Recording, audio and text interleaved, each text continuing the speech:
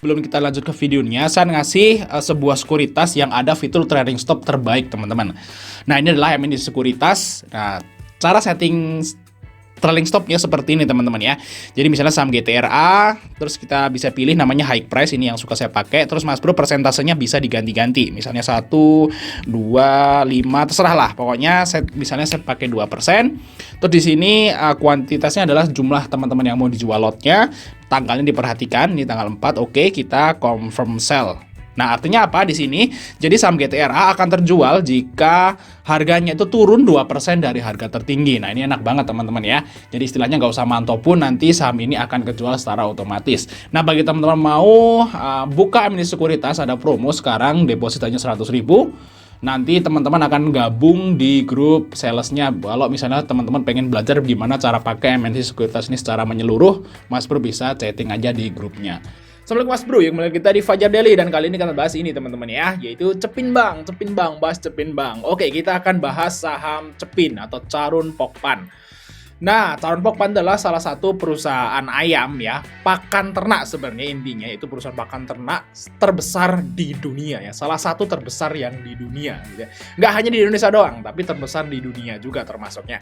Dan selain juga pakan ternak, dia juga usaha untuk pembudidaya ayam pedaging. Nah, jadi pakan ternak, tapi nggak fokus sama pakan ayam doang. Dia ada pakan anjing, pakan kucing, pakan lele lah, pakan ternak lah. Pokoknya seperti itu, nggak fokus ke ayam doang.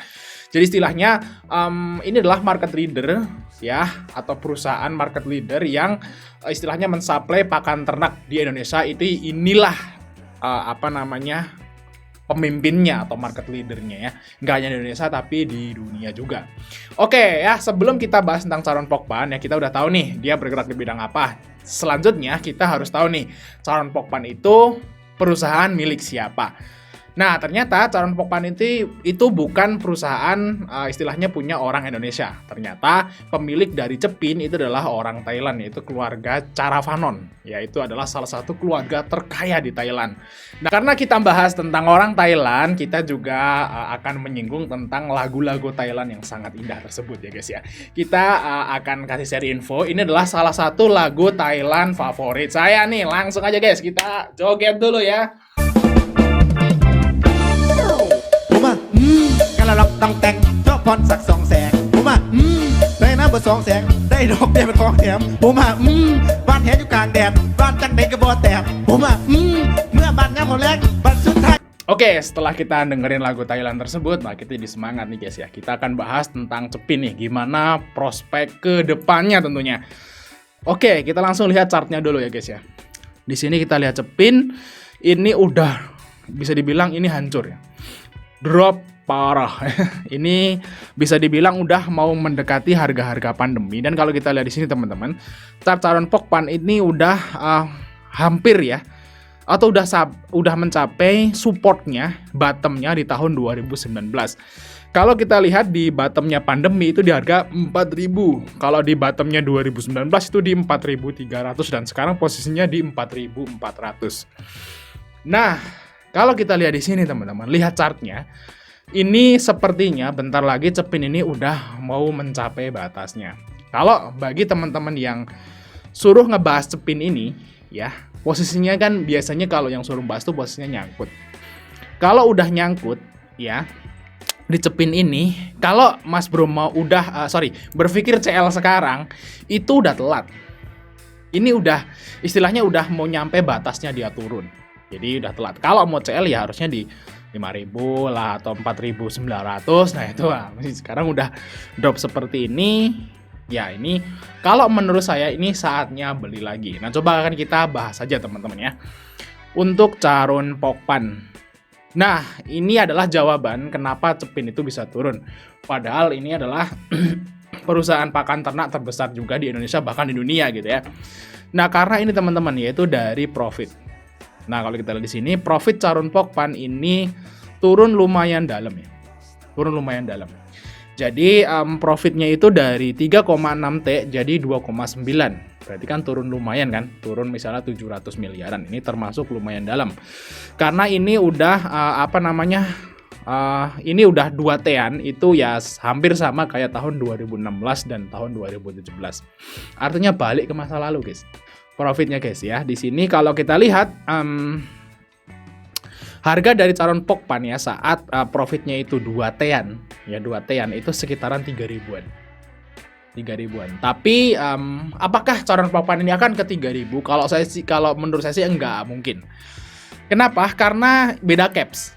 Beda ekuitas. Beda ekuitas. Kalau kita lihat di sini saat profitnya Charon Pokpan itu 2T-an gitu ya. Di sini net profitnya 2T-an.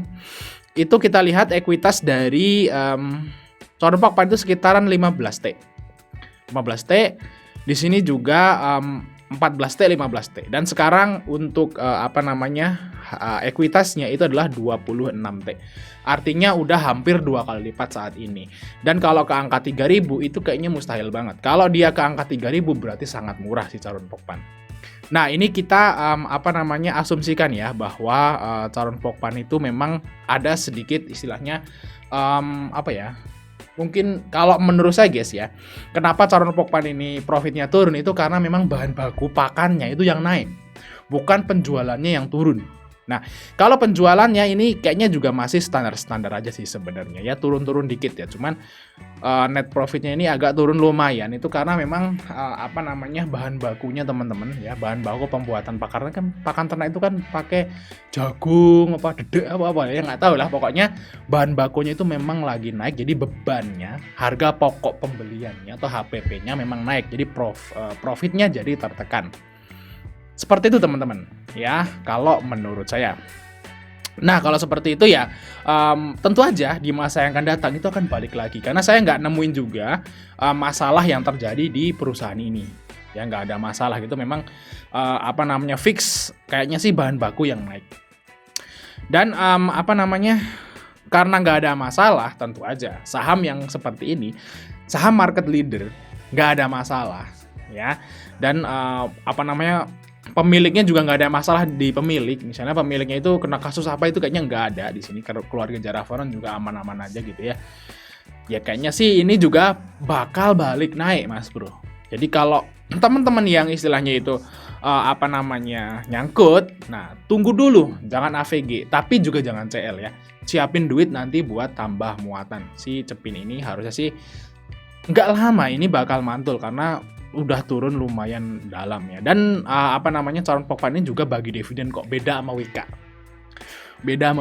Kalau Wika nggak bagi dividen, kalau turun agak sedikit ngeri ya.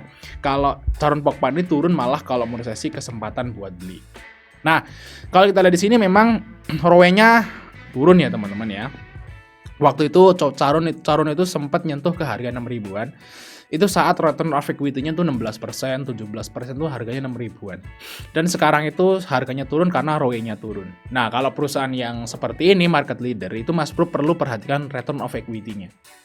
Kalau return of equity-nya tuh turun persentasenya, berarti memang profitnya dia menurun. Kalau profitnya menurun berarti apa? Dividennya turun. Nah, karena Cepin ini juga bagi dividen. Dan Cepin ini dividennya itu sekitaran 50% dari laba bersih. Nah, kalau kita lihat di sini IPS-nya adalah 220. Berarti dividen kemarin adalah separohnya. Berarti 110-an. Ya kalau nggak salah ya. Atau 100 perak lah. Seperti itu guys. Itu dividen Cepin.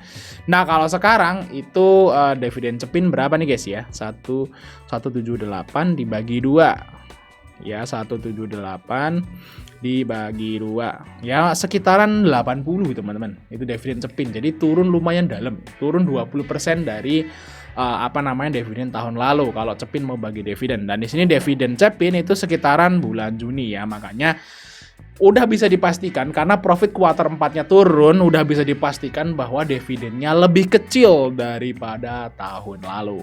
Jadi istilahnya investor mungkin pada buang barang. Nah, seperti itu guys ya. Dividen udah kecil buang gitu ya. Mungkin ada yang udah simpen dari zaman pandemi gitu ya, di sini gitu ya, disimpan mereka. Terus karena tahu dividennya kecil, mereka buang sekarang guys. Nah, tapi ini kalau menurut saya sih adalah suatu kesempatan ya buat teman-teman dapat harga Cepin di bawah. Gitu guys ya. Guys, kita lihat di sini untuk Cepin yang ngebuang siapa guys ya? Yang ngebuang itu kodenya PD, PD ngebuang. Kalau kita lihat di sini forensinya sebenarnya nggak ngebuang juga. Jadi imbang-imbang aja buy and sell. Cuman yang ngebuang itu adalah kode PD nih guys. Nah ini guys ya, retailnya ngebuang ya. Mungkin retail ini adalah salah satu dividend hunter. Ya makanya udah tahu dividen Cepin pasti kecil karena profitnya turun lumayan dalam di kuartal 4. Ya ini udah mereka pada buang barang pindahin ke saham dengan dividen besar. Mungkin seperti itu ya.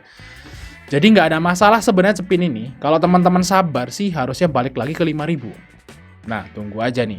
Kuartal 1 moga aja bagus ya. Mulai kuartal 1 tahun 2023 ini ke depannya mulai membaik lagi. ROE-nya balik lagi 15% lah seperti itu. Nah, tapi kalau Cepin itu ROE-nya balik ke 15% lagi, profitnya otomatis naik. Dan harganya nggak segini lagi. Jadi ini istilahnya teman-teman ini harus pintar-pintar baca ke depan ya perusahaannya. Kalau memang Mas Bro itu yakin bahwa di Indonesia ya, kan Cepin Indonesia ya. Cepin Indonesia ini di Indonesia itu orang tetap makan ayam. Ya. Tetap makan ayam. Berarti prospek dari Cepin harusnya bagus. Kalau percaya guys. Tapi kalau Mas Bro percaya bahwa ke depannya orang Indonesia itu nggak bakal makan ayam, makannya kodok misalnya. Berarti jangan invest di Cepin. Ya. Jangan beli saham Cepin kalau Mas Bro nggak percaya bahwa orang Indonesia itu bakal makan ayam terus. Tapi kalau percaya, nah Mas Bro ini adalah saatnya kesempatan Cepin ini kalau lagi tertekan seperti ini saatnya beli. Dan belinya ya jangan sekarang karena ini lagi istilahnya lagi distribusi. Jangan ngelawan arus, nunggu di bawah aja. Tapi yang pasti ini saham ini berpotensi kedepannya bagus ya. Karena orang Indonesia, kalau saya percaya sih kalau orang Indonesia itu masih tetap makan ayam, gak makan kodok. Nah, kita lihat di sini, Mas Bro lihat di sini ya. Saat saham Cepin ini rontok, sama ya, ini pas pandemi kemarin. Saat dia rontok, ya sebelum bangun guys, itu dia semacam kayak ada namanya ini guys ya, perlawanan. Nah kayak gini guys. Jadi kalau kapan masuknya Cepin nih? Nah saat ada candle kayak gini nih. Saat dia turun dan ada candle kayak gini, gede, candle hijau yang persentasenya lumayan gede, terus volume gede. Nah biasanya kayak gini akumulasi. Nah kalau kayak gini nih saatnya entry. Nah saatnya entry, terus kalau naik biasanya akan mentok di EMA 20. Nah kalau dia mentok di EMA 20 terus turun, sideways lagi. Nah itulah saatnya Cepin ini mau rebound. Jadi guys ya, kalau menurut saya sih ini feeling saya ini bakal kayak gini nih. Ini akan mengulang chart di tahun 2019 dan tahun 2020. Sama juga di tahun 2019 dia turun gini guys ya, turun. Ada volume gede nih guys ya, naik sampai EMA 20 turun lagi tapi sideways lagi baru dia ngegas naik. Nah kalau ini juga kayak gini, turun ya, ada volume gede perlawanan, dia taking profit, dia pada terus turun sideways dikit baru ngegas naik. Nah kayaknya ini juga kayak gitu teman-teman. Nah kayak gitu ya, tunggu aja karena nggak ada masalah di PT-nya, nggak ada masalah hutang segala macam. Nah ini tunggu aja saat misalnya masih turun, biarin aja turun, biarin, jangan AVG dulu, jangan beli dulu bagi yang belum punya. Nah terus kalau udah ada volume gede, nah Mas Bro bisa mulai entry di situ atau nunggu naik turun lagi baru kenaikan di istilahnya double bottom-nya lah. Nah kalau ini kan sini, kita lihat di sini naik, ini double bottom, bentuk double bottom. Nah Mas Bro baru entry di bottom yang kedua boleh. Kalau kayak gini juga double bottom, ini juga bottom naik, Mas Bro misalnya ketinggalan, tunggu di bottom kedua baru mulai entry hold seperti itu. Nah ini juga sama nih, kalau mau entry di bottom pertama boleh atau mau nunggu dulu double bottom baru entry. Nah kalau saya sih masukin watchlist Cepin, cuman nggak masuk dulu, saya tunggu dulu ya sampai dia konfirmasi bahwa dia naik baru saya hold. Ini sangat mungkin sekali ya Cepin ini bakal naik ke atas 5.000 lagi. Ya karena kalau kita lihat juga PBV-nya sekarang 2 kalian ya, jadi masih oke. Next itu mungkin ya Mas Bro ya, bagi teman-teman yang sakot Cepin aman, hold aja tahan ya. Kalau perlu nanti kalau udah bentuk bottom berikutnya Mas Bro bisa tambah muatan. Oke, mungkin itu jangan Mas, jangan bentuk like dan subscribe, sampai ketemu di video berikutnya.